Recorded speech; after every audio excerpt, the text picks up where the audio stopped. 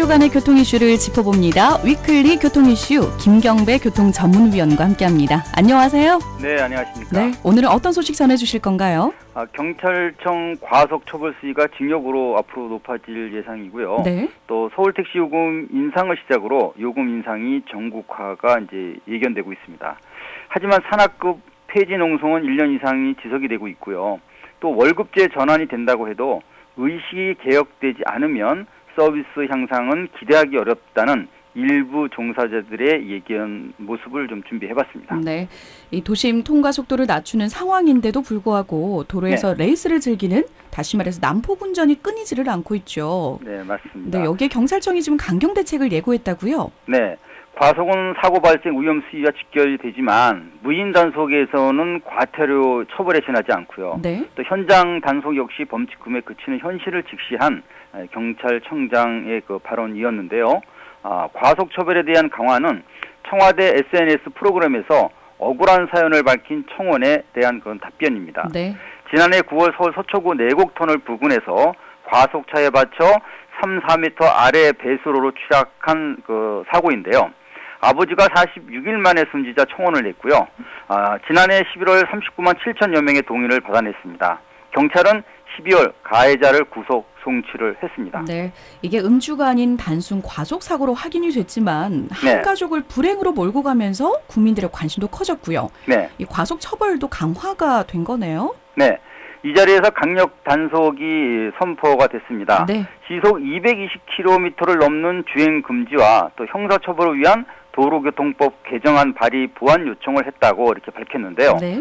경찰은 제한속도 시속 100km를 초과하는 이런 처벌 수위를 1년 이하의 징역 또는 500만 원 이하의 벌금형을 처해야 한다는 의견을 냈다고 했습니다. 신호기가 없는 횡단보도의 차량 일시 정지 의무 확대를 위한 도로교통법과 또 보행안전법 개정을 또 추진한다고도 얘기를 했는데요. 네. 차량 중심적인 현 그 교통안전 패러다임을 앞으로 이제 보행자 위주로 바꾸면 운전자 책임은 자연히 강화된다. 아마 이런 논리인 것 같습니다. 네. 이번엔 택시 이야기 좀 해볼게요. 네네. 이 생활용 공공요금은 이미 올랐지만요. 네. 이 다음 달부터는 택시 요금 인상도 서울을 기점으로 해서 전국적으로 확산될 것 같은 분위기인데 어떻습니까? 맞습니다. 일단 그 서울 지역의 그 택시 요금 인상이 지난해를 넘기지 않고 결정이 났으니 네. 이제 3월부터는 아마 전국적인 인상으로 확대될 조짐을 보이고 있습니다. 명분은 택시 운송 사업자의 적자를 보전해주고 또 운수 종사자 처우를 개선한다. 그러면 자연히 대시민 서비스도 개선된다는 일종의 선순환 구조 형성을 위한 아마 요금이라고 이렇게 전제하고 있습니다. 네. 하지만 그 택시 요금 인상에 총대를 메고 있는 서울시는요, 조정 관련 추진 사항을 상세 설명을 이렇게 하고 있지만은 국민들 관심은 아무래도 인상되는 금액과 기준이 아닐까 이렇게 생각되고 있습니다. 아무래도 그렇겠죠. 네. 자, 12월 26일 물가대책위원회 심의가 완료가 되면서 인상 부분도 공표가 됐고요. 네. 자, 그렇다면 지자체에서는 앞으로 그걸 근거로 하지 않겠습니까? 네, 맞습니다. 서울시는 오전 10시부터 저녁 6시 이전에 결제된 5,000원 이하의 그 개인 택시 카드 결제 수수료를 그동안 그 지난해 대납할 정도로 그 많은 지원을 해줬다고 얘기하고 있습니다. 네. 그리고 26일에는요, 시민단체와 전문가, 택시업계, 언론 등이 그 마지막 의견 수렴을 하는 수순을 거치는 이런 방안을 통해서 드디어 이제 요금 조정안이 공표를 됐습니다. 이거 이제 지난해였죠. 하지만 운전자 처우 보장은 이번에도 좀 미흡하기 때문에 요금 인상의 핵심 요지인 안전 운행과 또 서비스 향상 부분도 상대적으로 모호해진 상황이라고 볼 수밖에 없습니다. 그렇군요. 이 서울시 의회와 물가대책위원회 심의 결과에서 운수 종사자 처우 개선 부분이 명확하지 못하다는 건데, 네. 이 인상분은 어느 정도인가요? 네, 중형 택시의 기본 요금은 800원이 올라 3,800원이 되고요. 네. 또 1,000원이 오르는 야간에는요, 4,600원으로 이렇게 인상이 됩니다. 적지 않네요. 그리고 네. 운행거리 100원 요금은요, 132m로 10m가 짧아졌고요. 네. 또 시간 요금 가산도 4초가 단축된 31초당으로 이렇게 조정이 됐습니다. 또 주야간 구분 없는 대형과 모범 택시 기본 요금은요, 1,500원이 오른 6,500원에 또 거리 요금은 13m가 축소된 151m, 그리고 시간 요금은요 3초가 짧아진 36초마다 각각 200원씩 올라가게 됩니다. 네. 그리고 2,800원인 대구와 울산, 광주는 물론 서울과 같은 인천, 광역시 같은 대도시는요 최대 4,000원이 될 것으로 예상이 되고 있는데요. 대구와 울산이 3,300원이라면 만약에 광주광역시는 3,500원이 된다, 이런 예상을 내고 있고, 이 예상은 대도시 요금제라고 이렇게 보이고 있습니다. 네, 이 택시에도 종류가 있는데 이 소형과 외국인 관광 택시 요금, 그리고 요즘에 많이 찾는 콜택시, 콜 기능 이용 요금은 또 달라지는 부분이 있나요? 네, 그렇습니다. 2009년 도입 당시 요금이 적용되는 외국인 관광 택시 요금도 이번에 변화가 있는데요. 구간 요금 운행과 또 대절 요금 부과 기준을 기존 3개에서 고급 택시처럼 5개로 이렇게 세분화했습니다. 일단은요. 그리고 요금 인상분은 중형 택시 기준이 적용되고, 소형 택시는 이제 운행 자체가 없어졌기 때문에 요금 제도 역시 폐지가 됩니다. 네. 그리고 기본 콜 이용료는요 주간 1,000원, 야간 2,000원인데 만약 시에서 승인을 받은 고급 서비스라면 주간은 2,000원, 또 야간에는 3,000원까지 호출료를 받을 수 있다고 합니다. 변동이 생겼네요. 네네. 자, 이제 택시 요금 인상 때마다 서비스 향상이 동반이 되지만요. 네. 근데 정작 기사 이 처우 개선인 산악금 제도가 폐지되지 않고 있는데 이것에 대해서는 좀 달라질 점이 보이나요? 네, 아까 말씀드렸듯이 항시 그럴듯한 향후 택시 요금 조정 관련 계획을 제시를 했지만요. 산악금 폐지 농성이 1년 이상 계속되고 있는 이런 상황을 좀 유념해 볼 필요가 있습니다. 네. 우선 운수 종사자 처우 개선 담보는요, 택시 사업자와 체결한 협약서의 준수 여부를 요금 인상 후에 계속 지켜보는, 아마 이 정도 수준을 넘지 못할 것 같습니다. 네. 물론 요금 인상 후 6개월간은요 납입 기준금을 동결을 시키고요, 또 실수입 증가분에 반영해야 한다는 조항은 있습니다.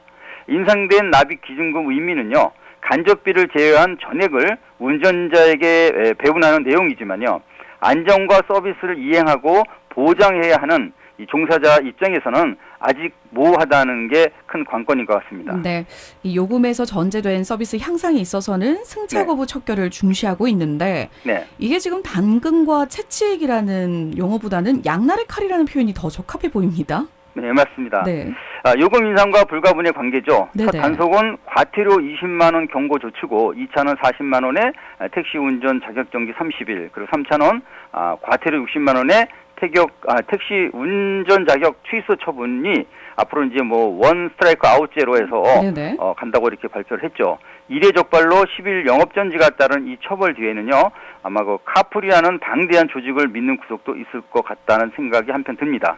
그리고 최근 2번의 택시 기사 분신 사망에서도요, 꿈쩍 않던 그런 카풀이 스스로 지금 와서 이제 한 발 물러나면서 여러 의혹들이 난무하는 것도 역시 석연치 않다고 보여지고 있고요. 네. 근데 그동안의 말이 아닌 이 마부만 배불렸던 요금 인상 이유가 있었는데 두 마리 토끼를 잡겠다는 이런 심오한 강경책으로 해결이 될 수 있을까라는 생각이 드는데요. 네, 두 건의 사망 분신 사고가 있자 여당과 국토부가 월급제를 추진하지만요, 너무 곰삭고 만연된 상태라 쉽지 않을 것으로 보여지는 점도 적지 않습니다.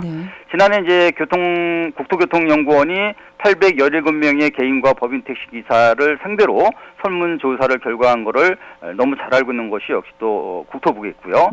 법인 택시 기사는 하루 11시간씩 한 달 25.6일, 이렇게 되면 연간 284일 9시간이 된다고 합니다.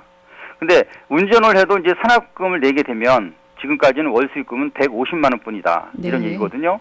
그리고 또 서울노동권익센터 연구 보고서에서도요, 하루 평균 산악금은 13만 3,500원으로 돼 있기 때문에 월 평균 19일 근무하는 개인 택시와 만일에 비교를 해본다면 굉장히 큰 차이가 있다고 이렇게 얘기하고 있습니다. 네.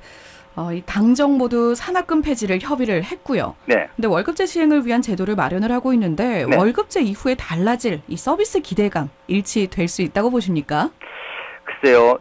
기사에게 주유와 또 세차비, 차량 수리비, 사고 처리비 등을 징수하지 못하도록 한 여객자동차 운수사업법 개정안이 대표 발의가 됐는데요. 네. 이제 국회만 통과하면 되지만요. 여기에는 또 한 차례 좀 아물이 있습니다. 그게 뭐냐면 1997년 택시 월급제가 3월에 있는 상태이기 때문에 이 부분이 발목을 잡을 수도 있다는 얘기가 되는데요. 요금 전액을 회사에 주고 월급을 받는 이런 전액관리제가 이미 죽어 있기 때문에 문제가 될 수 있다는 거죠. 네. 평균 근로시간대 최저임금은 월 237만 8,915원 이상이 되지만 아마 이 부분이 녹록지가 않을 것 같습니다. 또 하나는 이사의 그 인식 부재인데요. 월급제가 됐을 때 과연 오랜 시간을 직업이 아닌 아르바이트 개념으로 착각해 오고 있는 이런 택시 서비스가 한 번에 개선될 의식으로 이어질까? 이 부분이 아마 큰 화제이자 또 핵심 사안이 될 것 같습니다. 그렇군요. 잘 지켜봐야 되겠습니다. 네, 맞습니다. 네, 오늘 말씀 여기까지 듣겠습니다. 네, 감사합니다. 네, 고맙습니다. 지금까지 김경배 교통전문위원과 함께했습니다.